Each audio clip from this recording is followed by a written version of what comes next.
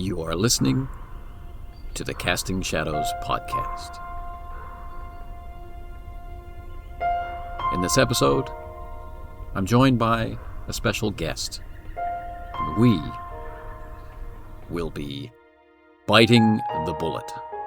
I'll be talking with Jason Hobbs. Jason Hobbs of Random Screed and Hobbs and Friends. I'll be looking at his game, Bite the Bullet. Let's get into it.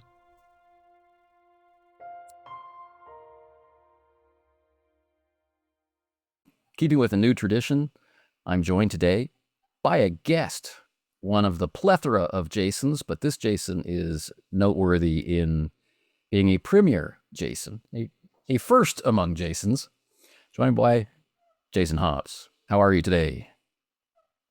I'm doing fantastic. That old Jason thing is pretty funny. It is a little weird.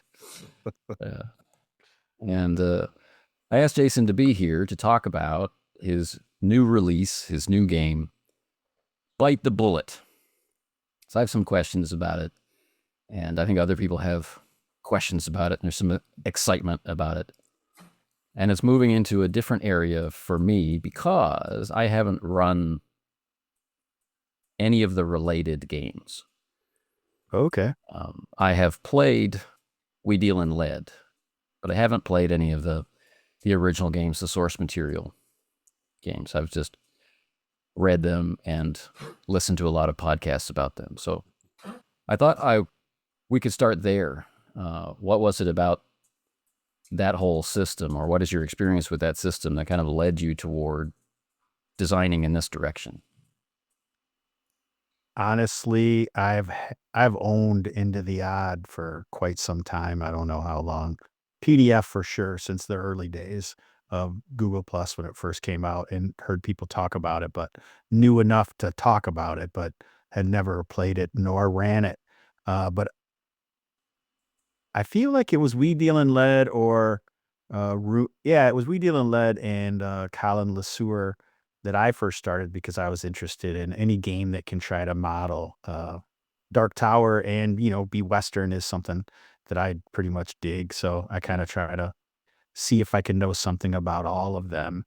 And so, that's kind of how it started. And then I realized that it might be a system that I could actually use for some designs that I've been having roll around in my head.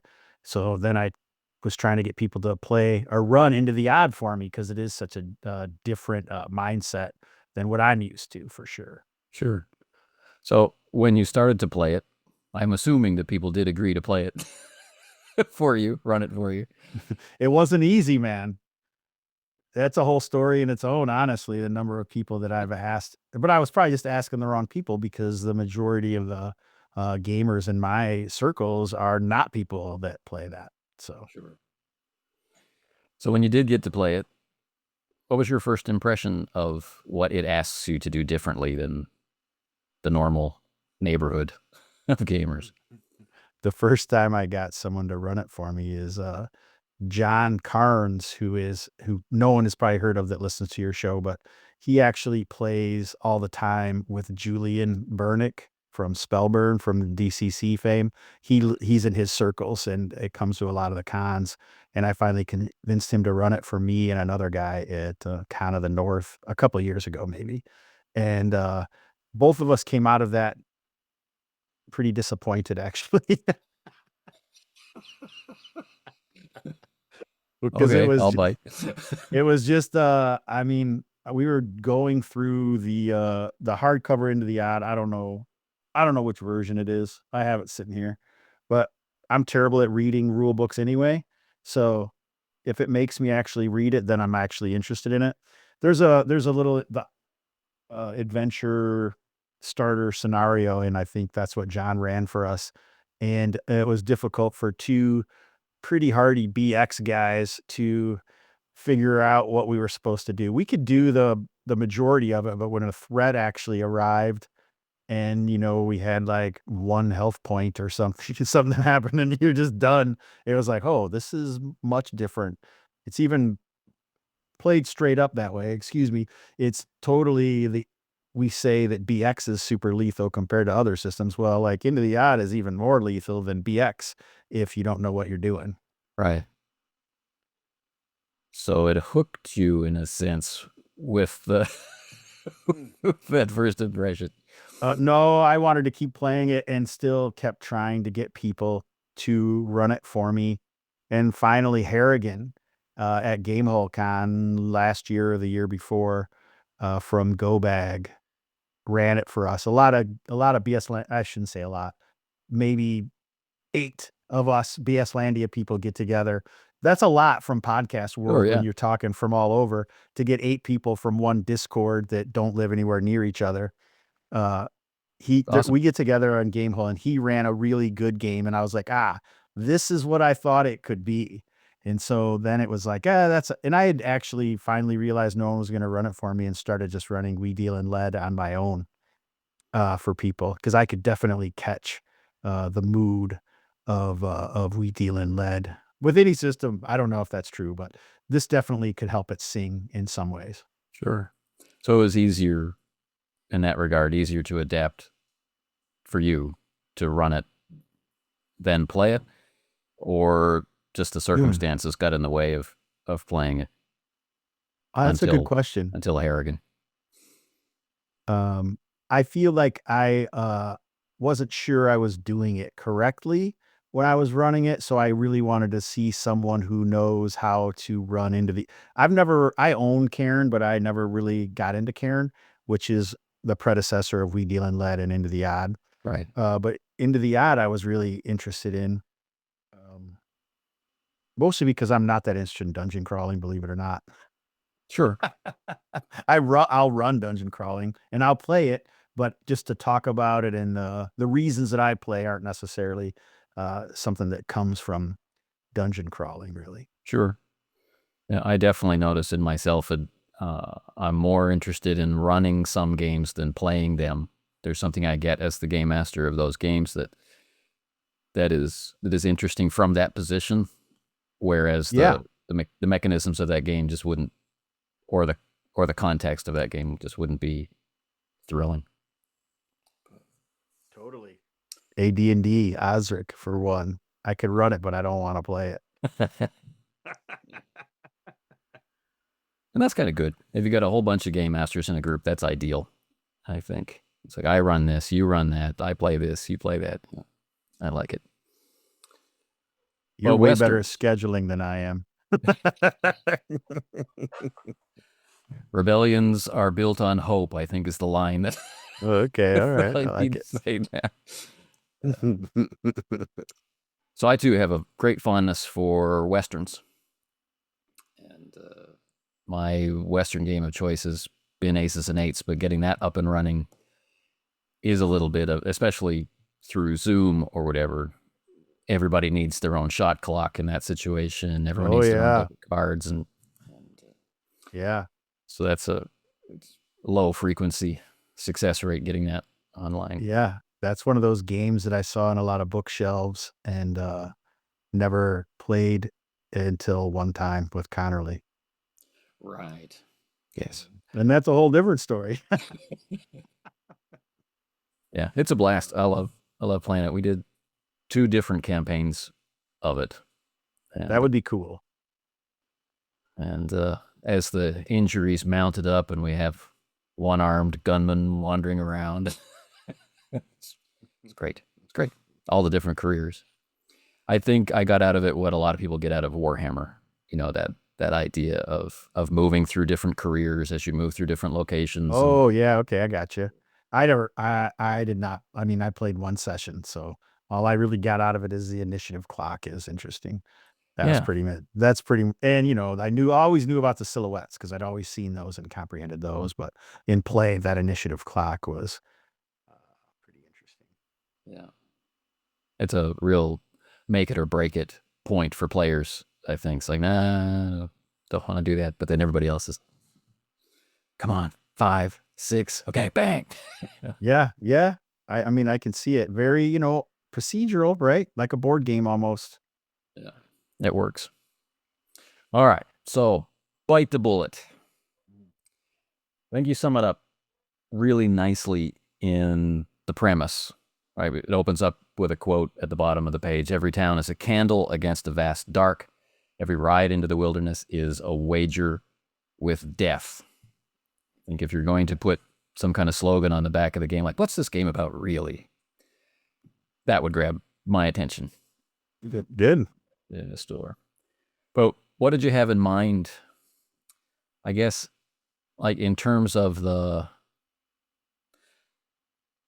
boundaries of play? Like we were talking about aces and eights. I'm not going to use that for Weird West. I'm just not going to use it for Weird West. They do have like a zombie supplement, but whereas Savage Worlds, I would definitely want to use with Weird West as a first choice rather than a straight Western. So what did you have in mind as the setting? As the setting? Basically, it's interesting because I probably have, when I wrote this, I didn't necessarily, as far as the setting went, I knew something had happened, and I knew, to me, it had happened during the Civil War, and it kind of, mostly because as a setting, I wanted to just kind of keep it at that technology level, Sure. but I didn't want to have to deal with any of the issues of, I shouldn't say any, but personally, I didn't want to really have to just have situations from what happened during the West, from, colonialism or racism or religion or all the reasons that people fought in reality during our West. I didn't really want to deal with, but I didn't necessarily want to make a made up West, but you could. So I just wanted it to be in that era kind of around, and it's not very specific in my mind, to be honest. I've created many settings, over a half a dozen, just with the same premise and twisting it in different ways and dialing the clocks, right? Right. But in this specific one, I wanted it to be points of light in the West. So, which is kind of funny because Points of Light is almost from the West originally, right? It's kind of drawn from that genre. And now to use that to say, oh, I kind of wanted to go back, and this seemed like the way to do it. So in my vision, I like to say, 90% of humanity died or was no longer capable of doing whatever it is they were doing in life. They might still be scratching out their farm, but it's been 2-3 generations since this apocalypse that occurred. And what is it like now? What is survival like in this, whatever setting is that the GM is supposed to be coming up with a setting. There's lots of blank space in this game purposely. You laid out a framework of inspiration, imagine. And Yeah, then I felt like this isn't necessarily the type of game that most of the people I play games with would want to play.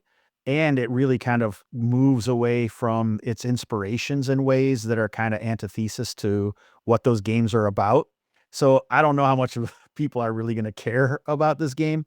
So I didn't want to write what my buddy did, David Beatty, when he wrote Weird Frontiers and had a 995-page book, right? I wanted to do something. Hey, let's just write something. We'll play it. The whole thing evolved out of my We Deal in Lead campaign anyway.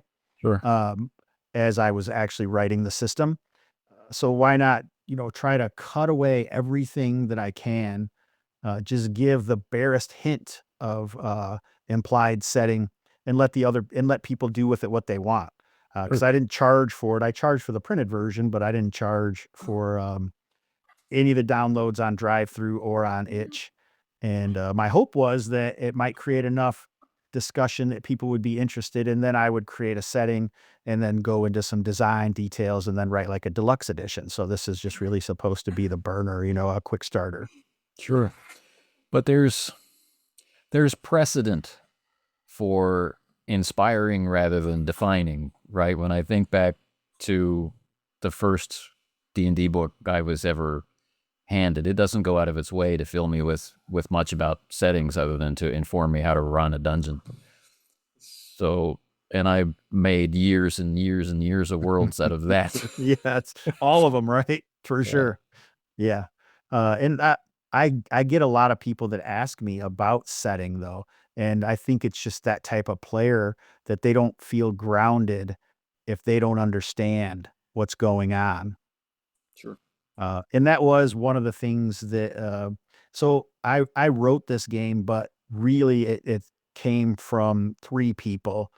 And we didn't actually like do a page for that. He just put it at the bottom, because the concept of the reason that we wrote the game, the feel and the aesthetic that we were looking for kind of goes with just putting it out there as briefly and as almost painfully tersely as you can, and let the reader find what they want. There's little tidbits that they'll find if they actually want to, was the thought, because in the vast West, nothing was really given to you easily, even the rules, apparently. So what I was talking about is I wrote it, and then Brian Tackle, he's the one who did the graphic layout, or the layout and the editing. And honestly, this doesn't even look like what I wrote when I look back at it, just looking at the book, because of he is very good at what he does. Yeah. So I was really, and James Richards did the one piece of art. So the 3 of us. So It's nice. It has a good flow as you go through, and primary concepts first, and then it evolves, and then you're at the end. yeah, that process was a lot of the structure was taken from Into the Odd itself, and a lot of the Into the Odd books. Like I would say, We Deal in Lead, Into the Odd itself, and then another one that I really use was Monolith by Adam Hensley. I don't know if you ever heard of that. Heard of it, not seen it. Like industrial science fiction. That's up my alley in a big way too. Cool. Not enough talk about sci-fi, but maybe that will change. I released an unboxing video yesterday at time of recording for Blue Planet Recontact. All right. So, on page 3. All right. Nice. So we get into creating a character, and there are charts. And as I'm sure you're familiar, there can be a knee-jerk reaction to the idea of charts, no matter what the chart is or what its purpose is, and if it's carved in stone or if it's there as suggestions. So how do you use the charts when you're setting people up to play and when you're playing yourself? So I have actually changed a lot of the, I always use the characteristics. To me, the characteristics are, most people would probably say the 3 attributes and sand are the main forces of the game. And they probably are. Systematically, they're the main forces, but the characteristics are really the character. Right. And then they represent the character's growth. And so the flattest of, the least amount of words to touch the setting the way it is. I definitely wanted to put in there that it could be as realistic as you wanted to, with like a reputation of Shot Wyatt at sundown. That immediately is going to make people think something. But then I also have hex touched, which makes, that also could mean there's like some weird magic in here. Or salt flat smuggler. That doesn't, you got smugglers in Utah, what's going on? So I really kind of wanted to make sure people realized they could kind of do whatever they wanted, really. And I just kind of took a big list of them and just narrowed them down for each of the characteristics for this game.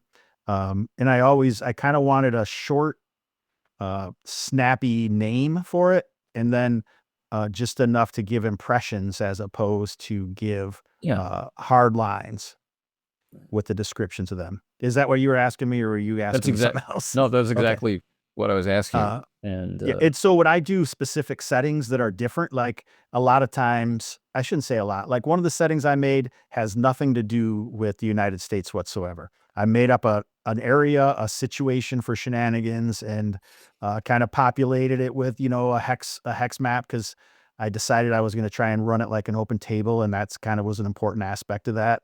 And then I made everything from that after it. It's not made in the basis of the United States at all. And then for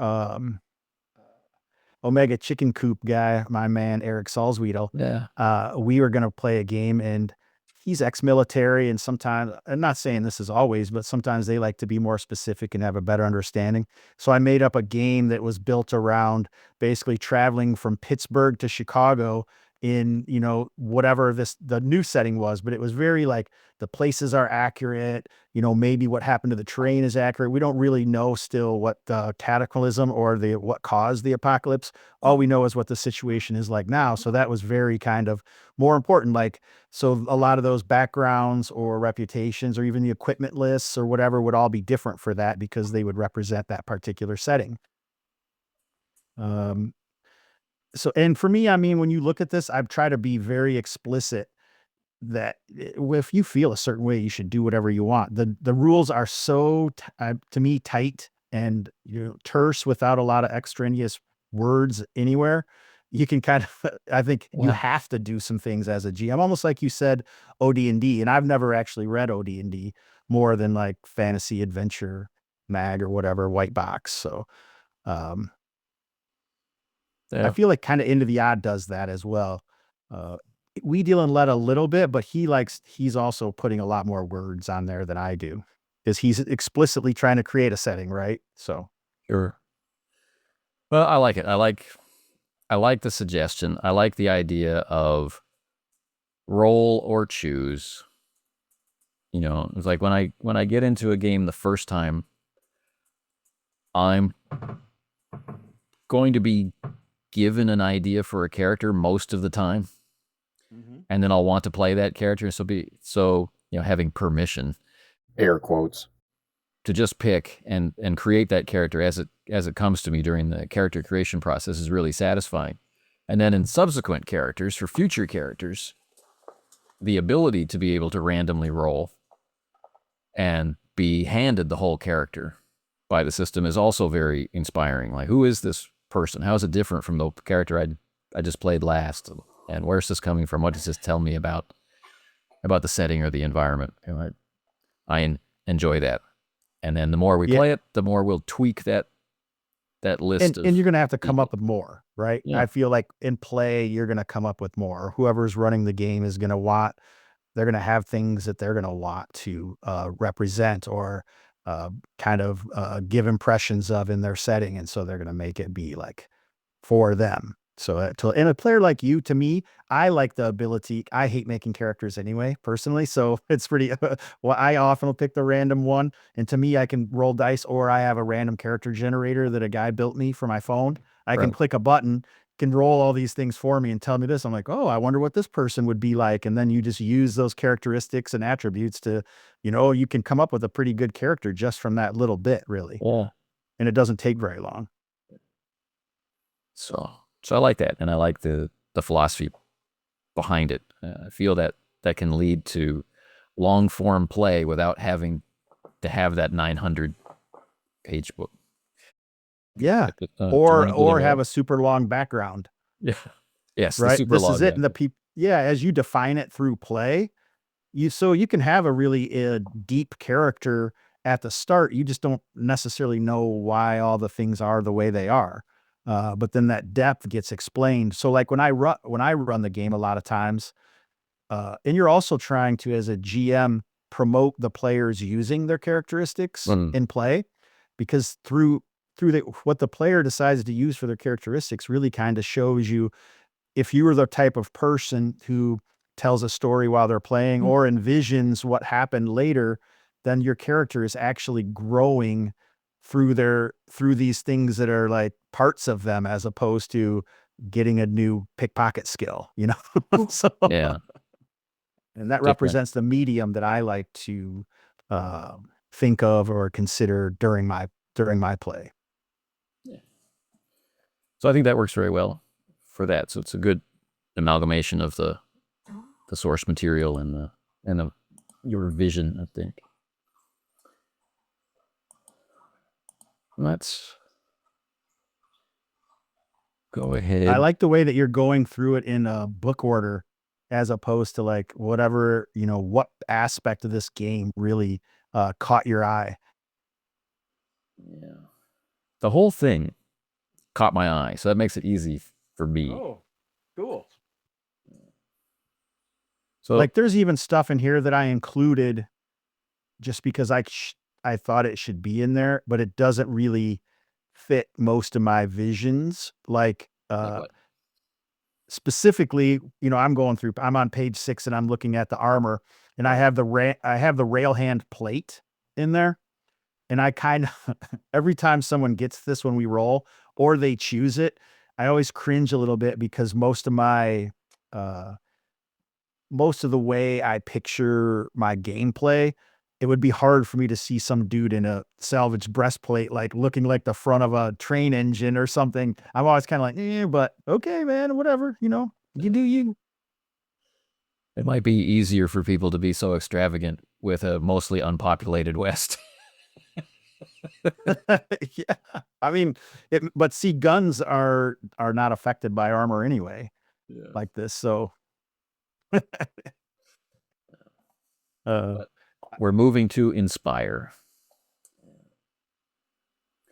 So the weapon list is pretty simple and straightforward.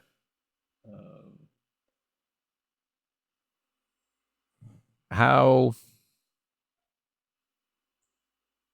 this is another area I find in games. There's either never enough guns for somebody, or even light, medium, and heavy is too much for some. Well, I don't understand guns, so what does that mean? Is it heavy to carry, or does it do more damage? That kind of thing. So, um, what was the thought process there in what you provided? so I think I was strongly inspired by We Deal in Lead at first at looking at the weapons, although he has a much greater range of damage. And like I had options, right? I could go into different types of revolvers. I could have really broken all these weapons out into different ways. But what I really wanted to do is broad stroke um, a lot of different, I shouldn't say a lot, enough different types of weapons that a GM or even a player could easily look at the list and make up whatever they wanted. Right. That was really what my goal was. And I have my players, my simulationists that are like, you can't have a lever action rifle before. Is this set in the 1930s? Is this because you couldn't have that kind of gun in this setting along with this? And I'm like, no, this is exactly why I did it the way I did it. So you couldn't actually me about your history because I don't care. This is the game that I thought would be cool. I want to run around in cowboy hats, shoot guns in a post-apocalyptic West. That's what I want. Right. You have a get out of Uh, jail free card with the we don't know what happened or really when it happened. exactly. And if you want to define it, do it. That's the heart of your campaign then. And like I always tell the same guy, I'm like, there's a certain type of gun you want to have, use these statistics here and you have it. Congratulations, sir. Right. Yeah. Getting in the way is not the idea. Limiting choice is not the idea. Inspiring choice is the idea. It is. And I would never have said it that way, but I really like that is exactly what we're doing. And like I've also gotten people don't like this italics underneath the weapons. Oh, this should have its own section that's very important. About disadvantage and advantage. Well, it's not even just that. It's pretty much almost all the extra combat stuff. It's your range bands. It says this is the only place it says guns bypass most armor. Attacks from multiple opponents, all roll damage. Just use the highest result rolled. There's some pretty key Yeah. system material in here, and if you don't read it, you're gonna miss something really. Only as much as I was concerned, but maybe you won't be. No, But I some think people feel that should be bigger. But I'm like, this book is like 16 pages. Use what you want. in a different format, like the classic, the classic hardcovers of our youth, that would be box text in the corner. It would be smaller. It'd have some kind of gray background on it that makes it hard to read. But it would be in a box because it's important. So here it's italicized with a big kind of bullseye Marshall's graphic there. So I feel it calls the eye, but other people's mileage may vary. Well, it is kind of funny that some of the things that I were added as afterthoughts are bigger and bolder than that. But that was another layout choice of Brian. Everything he did was supposed to kind of instill uh, the feeling of vastness, right? This liminal, not necessarily horror, but just the feeling of insignificance that the people in the Old West felt in the vast space, that they had, and all the fonts, the italics versus where he put things. And I trusted him because I don't know anything about it. And I really like the way I feel when I look at it. So Mm. I feel like he did a good job. And then people ask me, why did you do that? And I go, well, that was kind of his idea and I like it. So I went with it. I trust him. And that's the right answer, I think. All right. Let's go into conflicts. On page 9. So we have 2 sets of conflicts. We got physical conflict and we have social conflict. And in your other interviews, I've heard quite a bit of focus placed on the social conflicts as a particular drive of yours that you wanted to bring in. And that made my ears, prick up as well. So maybe we could move into social conflicts and I'm not correcting you, but we actually have faith conflicts as well. So there's a 3, conflict for yes. each attribute is really what it is. So, but you wanted to talk about it, go for it, man. I'm ready. All What are your right. questions? So physical conflicts, I think we can figure out what that's all about when we have to draw iron or slap leather or whatever metaphor you particularly like and send fists or bullets or what have you in an angry way towards someone else. Aggressive, yes. The faith conflicts, there's a similar kind of ambiguity around faith, right? It's going to be whatever fits with the setting that we're actually playing and manifest in the way that we want it to. We have a framework at of our how table. to do Yeah. that. Yeah. That's the idea. Yes. So I think of the two, of the social and the faith-based conflicts, we can maybe more easily find examples of social conflicts because it's going to be between people. In fact, faith conflict is something that Brian added when I didn't. I mean, I thought about it on a high level, but not necessarily like what is a faith conflict compared to what is a social conflict, because you kind of would feel like most faith conflicts are going to be figured out either through social or physical conflict in the history of humankind. But one of my thoughts was like, do you remember the old Fiend Folio cover? With the Githyanki on the front? Oh, that's not the cover I'm thinking of. There's a cover that like 2 avatars are fighting, and then there's like 2 almost celestial figures above them fighting as well. Or Yes. even the concept that like when Deities and demigods is what's coming to deities and mind. demigods is what I meant. Yes, that's totally what I was thinking in my head, but I said Fiend Folio. Sorry, but it's a better the name. idea that it's possible that you could be going against someone, even if you could call it law versus chaos or uh, shamanism versus the conflict of Christianity as it moves into the area. There's aspects of that you could touch on, uh, that you could have a faith conflict over without speaking.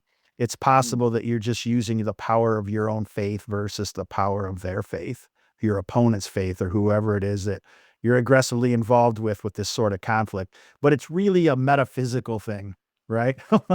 Yeah. Compared to social and physical. And a lot of people, I don't think, will use it. In fact, in most of my sessions and play, I don't know if we've ever used I've used acts of faith, but I don't know if I've ever used faith conflict. The first thing that came to my mind when I read it was like there's a lot of more Western novels I find than movies. I think it's so slow moving, but you're building up a town. Well, really recently recently for me reading, the guy who wrote Spenser for Hire, I'm now blanking on his name. He also did a long series of Westerns on which the film Appaloosa was based. And in the second novel of that, which I think is called Retribution, our characters come to this town, and there are two big interests involved in this town. This kind of a unbridled greed is a virtue kind of side to this, and then there's the live and let live community helping each other out kind of thing. So two distinct bases of faith. And in the background, this is all playing out, this struggle of which way do we want to live. And so I was thinking about, building the church and tending fields and whatnot, this as your conflict, right? Demonstrating your way of life versus someone else's way of life. That's kind of where my mind took me when I saw the faith. Right, cool. And like I say, the reason that I put the faith attribute in there was really for creating the acts of faith system or the mechanisms. Right. But then when Brian put it in here like this, I'm like, well, it makes some sense, and I see how you could use it for that. And yeah, I'm glad it kind of came out. Sometimes art, and I really do think of it as art, comes out in a way that you didn't plan on when you first did it, and then a lot of this is like that, honestly. So, and I don't mean to harp on the faith conflict. I really wanted to talk about the social conflicts anyway, because that's really the purpose I wrote the game. Right. Yes. I mean, always is a big word, but I talk a lot in podcasts about the way that I'm disappointed with social conflict in games. And people say, oh, combat isn't the main part of my game. There's a big part of my game that, interacting with people. Well, you don't have any mechanisms, or the mechanisms for that do not get treated the same as the mechanisms for physical conflict. Right. And I feel that is a disservice, because in our own lives, we can relate to social conflict way more than we can relate to physical conflict. Right. How it made us feel and how we talked about it for days afterward, and right. And then think reviewed. Now you can go back to your characteristics. You're not just using a presence thing. You go back to your characteristics, and then which ones you think are most appropriate for that situation are really kind of showing how you as a player feel about your character, and are making that character's growth very wide and not just be a bunch of skills. It's an aspect of a true inner aspect of the character. Yeah. Yeah. Often when we hear about the combat's not important, it's, we role play. Somewhere in that description there'll be, and we didn't roll any dice all night. Mm-hmm. And is it the kind of system that allows you, like Ubiquity or like a BRP or something, where you think that, well, if they've got this level of skill, then what they've accomplished falls within that assumed amount of success, so they didn't need to roll dice? Or was it just that if they had rolled dice, it would have led to a very flat kind of easily resolved yes no kind of? Yeah, or it's just a reaction roll, or it's just a roll under your charisma and the guy tells you everything. Like Connerly or some people would say, I just want to role play it all out. Well, that's pretty funny. You want to make the guy who you don't make cast a magic spell role play out how he's going to talk to the Duke. But like through the whole game, we just want you to play yourself. But at this moment, when you're talking to the shopkeeper and trying to find out that he's making candles out of human flesh or, fat, now you want him to role play it out. I mean, he's not the character. So make up your mind. Which way is it? And so that's one of the reasons I really wanted to have a social conflict that had as much importance as physical conflict, and was just as it pretty much, did all of the resolution the exact same way. That way it would be easy. Right. And you could use, however you decide to do your physical conflict in this game, you can talk it out and say, oh yeah, I'm going to jump behind this, or in a physical fight, I'm going to grab the guy, twist and throw, and, articulate all the things that are happening. You could do social conflict exactly the same way. You could actually say, oh, actually, I'm going to use some rhetoric to make him feel really bad. How does his mom think about if she knew what he was doing in this situation? Well, now you got an attribute, a test that you can do with them, and they're going to say, oh, no, you think that's right. Well, now I'm going to explain to you why what your father did to you made you out of this. And now you can go back and say those things back and forth if that's what you're into, and still have a mechanism in game that's going to do it. Or You could just be, I just want to have a social conflict with him. Okay, roll damage. All right, this is what he has for armor. It can be as simple as that at your table, or it can be as diverse and as eloquent or whatever as, Sure. it is at a different table. It all depends on how you want to play. Yeah.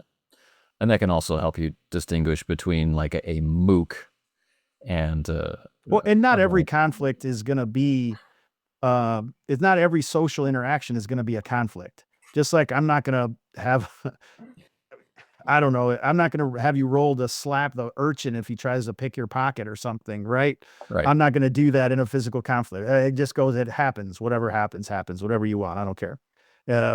But if you want to have a situation like when you first meet when you first meet Swearinger, you know, you can, he can be trying to get information from you while you're trying to get information from him.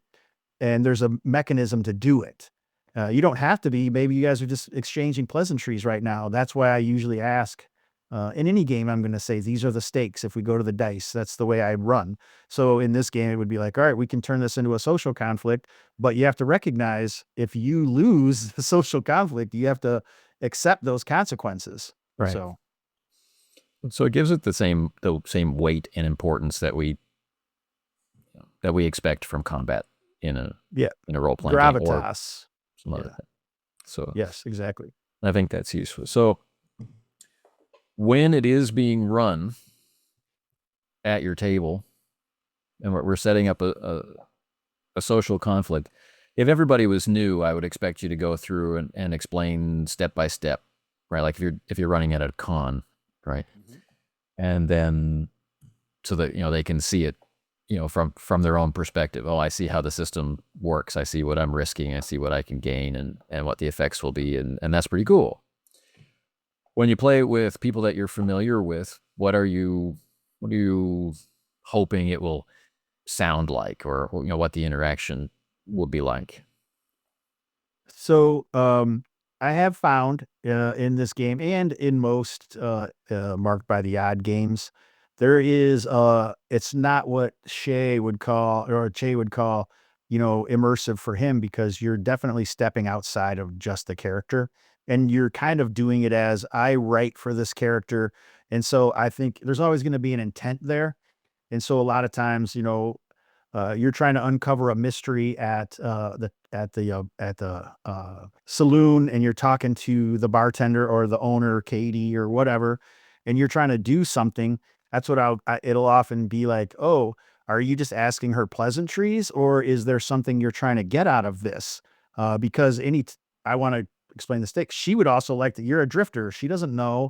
She wants to know why you helped the banditos save the guy from the gallows. She wants to know that, but she doesn't want you to know. She wants you to know. So a lot of talk will be very open from the GM in that situation and the player. And then we're like, and a lot of times I've found most of the time in this game, you're not going to be, the first attack is, be it a conflict or be it social or anything, is not going to end the fight right then, unless there's very special circumstances. Right. So I often find people play it a little closer to the vest in social conflict than they do in physical, because they don't want the repercussions of what happens when they lose. Because it's not just like, oh, my buddy's going to put some whiskey in there, slap me around, rub some dirt on it, and get back out there. It's more like, oh no, that lady at the bar made me look like a complete idiot to all of these other NPCs, and I had to do. So they often don't capitulate. They don't fight until they lose. They just fight until they get a little hurt, and then they're like, I'm good. I'll walk off. Which I've found to be very interesting. I didn't expect that, but I'm glad. I really like that when it happens. Yeah. That answer the question? I don't know if I did or not. It's perfect. Well, yeah. Good. Because we have these different layers that we can communicate on, right? And even when we make things expressly about the game, like this is what the stakes are, and the player has to accept, are they in or are they out, right? That decision right there is an insight both into themselves and into the character, right? Is the character someone who would walk away from this, or is it only me? am I playing the character? Yeah, I like that. I don't really feel like this is a beer and pretzels game, first of all. I think this is more of a game that is about, um, I always say that I always want to write a Western game that actually finds out how far people are willing to go to get what they want. Yeah. And I was kind of trying to do that with this. It's not as good as some other ideas that and designs that I had, which I will eventually write probably, but I have found that it does do it. So, success. After I read it, the first thing that popped into my mind as a frame of reference for it was a show I saw on Netflix, which was called Godless, starring Jeff Daniels, I want to say, in one of the main roles. I could have the name wrong. If I do, I'll put it down below. Robert B. Parker. I just thought of the name of the author. Nice. But that includes tremendous battles of will between generations of characters and their vision for how things should be. So lots of social conflict all the way through, plus faith-based conflicts between groups of characters and communities of characters, plus some pretty horrific physical conflict, all in this kind of semi-real, right, suggestive Western backdrop, which maybe infuriated some historical purists and maybe inspired some more fantasy West, Yeah, more creativity in what they're doing, yes. So, yeah, I was definitely reviewing that film in my mind through the lens of this system. So I know that it's successful when I do that, and if I don't have to force it, it just seems to be a nice fit. Well, good. I don't know if I'm supposed to say thank you every time when I feel like you're giving me I'm terrible with compliments anyway. Don't worry about it. I appreciate it. I'll always say that right now for sure. I just don't always know how to react. Especially, I feel like you grok the system a lot better than a lot of people I've talked to so far. So I appreciate that. Well, I'm looking forward to giving it a try. It'll be my first in this vein, and so I like the theme and I like the presentation. So it'll make it pretty easy for me to give it a whirl. And, so then, do you feel like anything was missing from it? From the game? Yeah.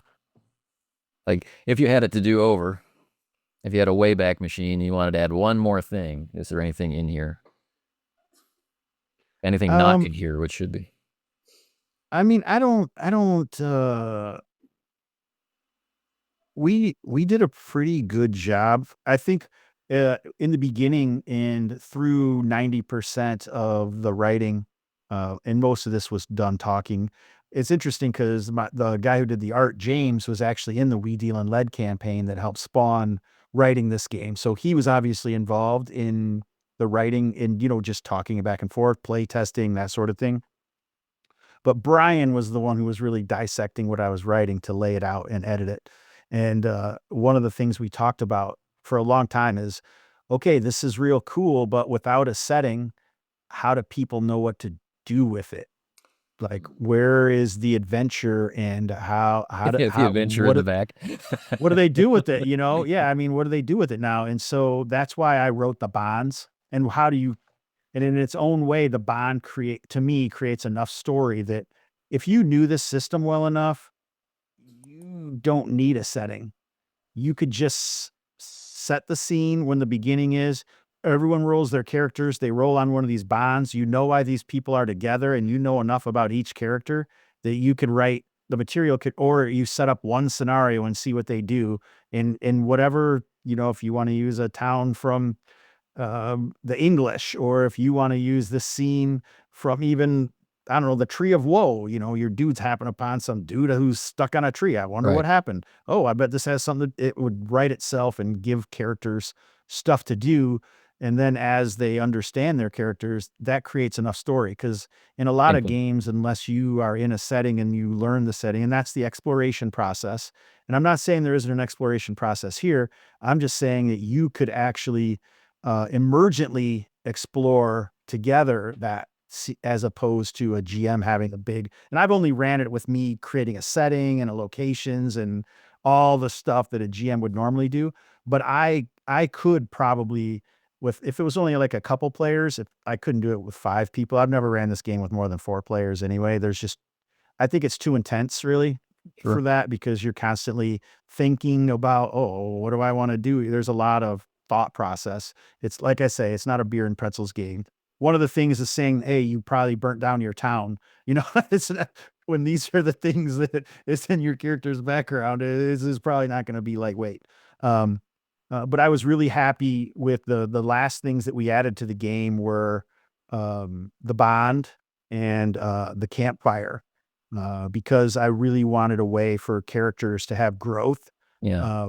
But I've always been a player who does not care if their characters gain experience, or I should say I'm a GM that doesn't care if their character, if the player's characters get experience, because that's not why I'm there. Yeah. But I know players want that. They want that growth. And I really wanted them to have growth through play and not because of the rewards. The way that I'm rewarding experience isn't, I don't want that to create the type of play that I'm not looking for. Right. And so that's why the characteristics are really the main thing that you're going to grow in. And they're kind of, there's very small ways to increase those characteristics. And that's why I created the campfires, so you could shift them around. And that's why I created the burdens. So Into the Odd games all have, you were asking me if I missed something, and I'm like, oh no, this is what I did. And I was really happy with it. We No, this is went good. through a process. We went through a process and things built on themselves. At first, I used the same attributes that you use in We Deal in Lead. Or actually, I might have went back to Into the Odd. And then I was like, oh, everything's on strength. Why is it on strength? I don't need presence. Or I don't need strength and dexterity. That should be one attribute. And I just tried to figure out, like, in play, if you had to boil it down to 3 things, what are the 3 things that are covered? And usually you got to have social and you got to have physical. But I've actually written other genres with this same core kind of system. I just changed what the attributes are and what the third characteristic is. Right. I think I've probably talked about this on the other show, so you've probably heard me say that. But I'm very excited about that. I would say that the biggest thing that I think should be different is the game is pretty deadly. And when you have, just like I was complaining about having 1 health point in Into the Odd game, when you have 2 sand in this game, the game kind of sucks, because almost every conflict you get in, because you're always doing damage, even if you're mitigating and doing everything you can to make it a D4 instead of a D6 or a D8 or something, you're still taking damage. And if you only got 2 sand, then you're automatically into your attributes and you're doing attribute saves. It just sucked. So one of the first things I think I would do, and I've talked to some other of my Into the Odd aficionados, if what they think about this, but instead of it being 2d6 for sand, I would do d6 plus d6, or 6 plus d6. So you're going to have a range from 7 to 12. So you're always going to kind of be able to probably be around, unless, you know, you're ambushed or something and they're doing D12, then you're pretty much screwed anyway. But most of the time you are pretty much screwed in any of the subject media when you're completely being ambushed from a rifle from the cliffs. Yeah. It's an interesting relationship, just to kind of wrap things up as we come up on our time. Like, I forgot. What I see this allowing is a real focus on who the character is. And it doesn't matter if the person is doing that from the inside looking out or from the outside looking in. If you put someone in a role-playing game in a very lethal situation and you make it clear that it is a lethal situation, they don't have to discover it by dying, then that will inform their choice as that character about what they want to do. So they're looking at some guy kind of alive, hanging on what looks like a tree full of woe with a big dead bird at his feet. Nice. You know, and then you you just describe what's there, and then what is there to do? But I guess we're going to leave them there, or we're going to take them down. If we take them down, we're kind of responsible for them. So maybe we need to get them some help. And where would we find help? Well, let's follow the river, and everything makes sense from that in-character point of view. If we make them more survivable, now we're adding in a genre filter. So we have to understand the character, and we have to understand which genre are we in, like the unstoppable hero or the mostly unstoppable hero. And so there's two things that are now at war or cooperating, and we need to know who we are as a group before we can make that decision. But I like how this game speaks to me about that in-character stance. And if I can just put something of interest in front of them, then the game's giving me enough information about who the character is and suggests enough about what the world is like that as the game master, I could, improvise that world into life, and they could improvise their way through what that character would do, and play will be really satisfying, I think. And the mechanisms allow the kind of conflict that are memorable, not just one roll and done. So yeah, you get it, man. You get me, bro. So thanks for coming on to chat, and hopefully we can talk some more and play some games and all that now that my schedule is more normal. That would be great, man. I would love to do that. I would love to do some duet gaming with you. I could run this, you could run something, because I've always been looking for that. I've never really had a satisfying situation with that. So I also really appreciate you having me on, and also working within my schedule. So I appreciate it. I know how hard that is to do, man. So thank you so much. Totally my pleasure.